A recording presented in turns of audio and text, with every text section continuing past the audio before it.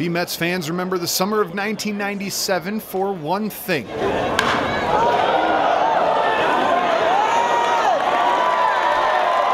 Matt Raleigh home runs. You knew every time he was at the plate, it was a good chance it would be a home run. Many times there's baseballs that I think ended up in the trains out in left field that might still be moving around somewhere in this country. When the Yankees had Hideki Arabu coming through was untouchable at the time, and Matt hit one off him that I don't think has landed yet. He hit 37, which still stands as the B-Mets single-season franchise record. But for Raleigh, he called it a good and bad season. If you look at it, I hit a tremendous amount of home runs in a short period of time, but at the same token, I think I had more home runs than I had base hits. And I had a lot of strikeouts, and my average was low. He had 41 base hits that were not home runs and finished with a 196 batting average. He hit 10 or more home runs than the next highest guy in the league, even after missing the first 35 games of the season. But despite his up-and-down performance on the field that year, 1997 was memorable for another reason. His oldest daughter, Alexis, was born. Raleigh played in 47 games for the 1998 B-Mets before a call-up to AAA Norfolk. But even in that short period of time, he was a leader in the clubhouse and still a fan favorite. He hit 37 home runs the year before I got there. I mean, that's like walking into the clubhouse and there's Barry Bonds just sitting there, you know. So there's definite, my first few months, I was afraid to say 2 words to him because he was Matt Raleigh. While Raleigh may be best remembered for the show that he put on for the fans right here in these seats, it was almost as if by luck that he ended up as a Binghamton Met in the first place. After I got released by the Montreal Expos, my wife sent out 30 resumes of me, and I had a tryout up in Harrisburg, Pennsylvania. Long story short, I went up there on a Saturday morning or something like that, and they signed me around the spot, and so I have, she didn't really think that it would come down to actually play for the B-Mets. That was just a really lucky situation to have happen. After leaving the B-Mets, Raleigh would play for 6 more teams, including the Norfolk Tides, and by the end of the 2001 season, his playing career was over without ever making the major leagues. But his coaching career was ready to take off. I had a good chance of moving up in the ladder with the Florida Marlins. I was in a good situation. I was one of their top hitting instructors. They gave me a lot of responsibility when I was there. I got into managing. To be honest with you, I thought I would have had a very good opportunity to coach in the major leagues. However, his coaching career wasn't limited to the pro players. Even during his time as a Binghamton Met, he began coaching kids and teaching them the finer points of the game. I can recall one day, one of my assistant coaches had said, "Hey, do you mind working with my son? He's coming in this weekend." And I said, "Yeah, that's not a problem." I said, how's he been doing in high school? And he looked at me and says, "I've never seen him play a high school game in his life because I've been doing this for 20 years.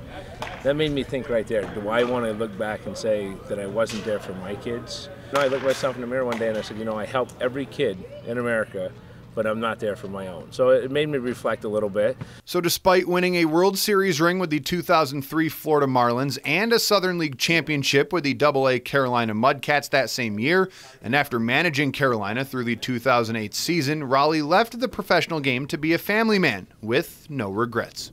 I would regret not being there for my wife or my kids versus me being selfish for my career. So at the end of the day, it was an easy decision when you weigh them out, but it wasn't easy to come to that.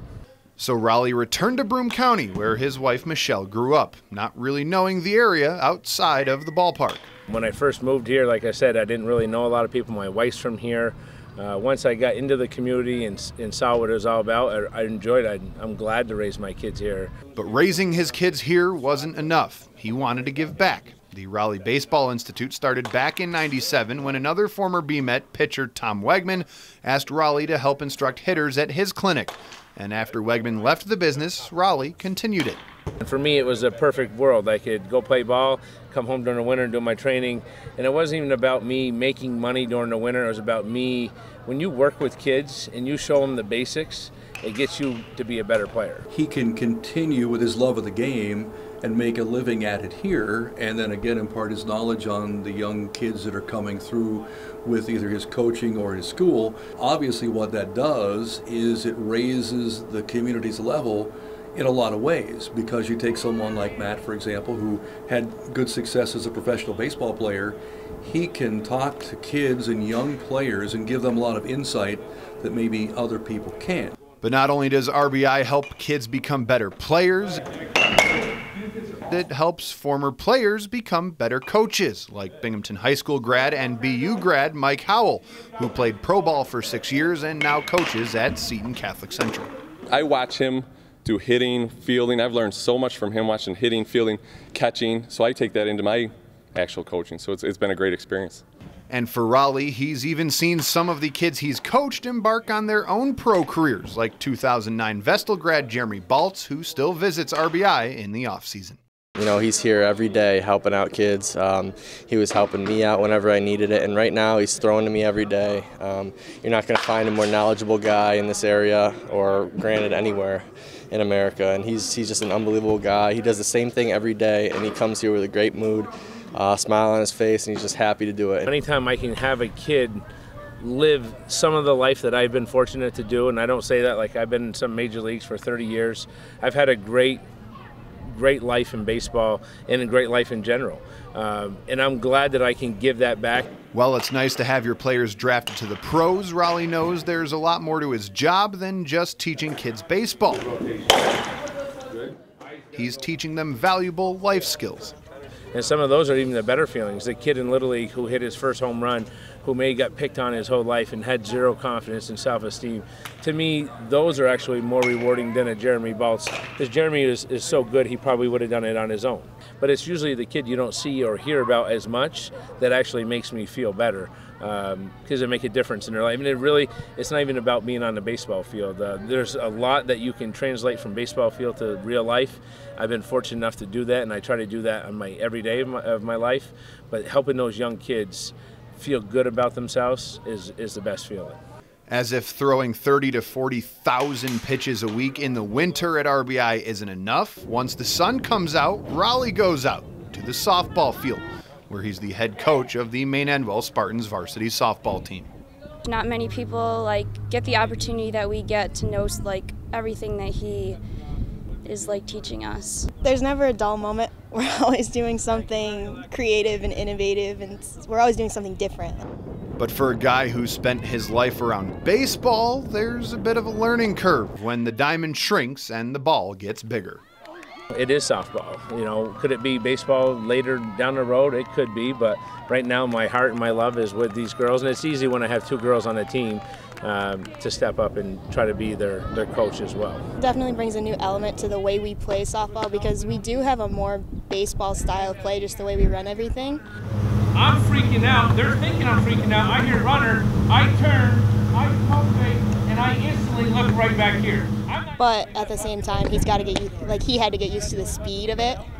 So I don't know. I think it made us better. Definitely, girls are a lot different than guys in the sense of coaching, and we're a little bit more emotional than guys. But I feel like in turn, it also made us more tough, and we were able to overcome more things and more obstacles because we have him as opposed to a female or a person that didn't coach males their whole life.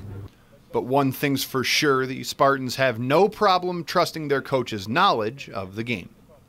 It definitely makes it so we can just play. We don't have to worry about our coach knowing his stuff. We know he knows it. And his passion and love for the game and the girls certainly leaves a lasting impression. I'm going to miss this so much next year. I'm moving on to play college ball, but at the same time, I'm never going to have this experience again. And I'm just really thankful to have him as a coach. Despite being perfectly content at RBI and Maine Endwell and seeing his kids grow up, Raleigh hasn't completely ruled out a return to the pro game. He won't do so until all of his kids are grown. He's determined to be available to watch his kids play sports in college if that's the path they take. But that doesn't mean his family totally objects to the idea.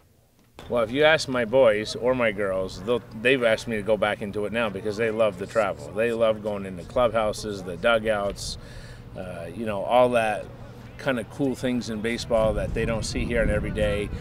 Interviews every day, cameras. They live for that kind of stuff. They loved when their father was doing that. Of course, I tell them if I do that, I'll be gone 8 months, and they say that's fine. So maybe they want me out of the house. I don't know.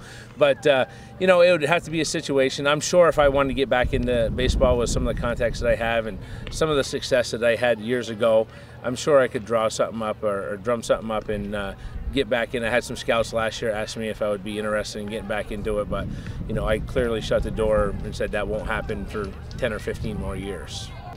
So, for the time being, the next step for Raleigh in terms of his professional career may just be a plaque in the Binghamton Baseball Shrine at Nice Egg Stadium. The fans still talk about him. I know he's a great guy, a good community guy, and you know, and yeah, like you said, the home runs. I mean, that was a fun year. Raleigh says he would graciously accept the honor, but that he never played for the records and the accolades, just the love of the game.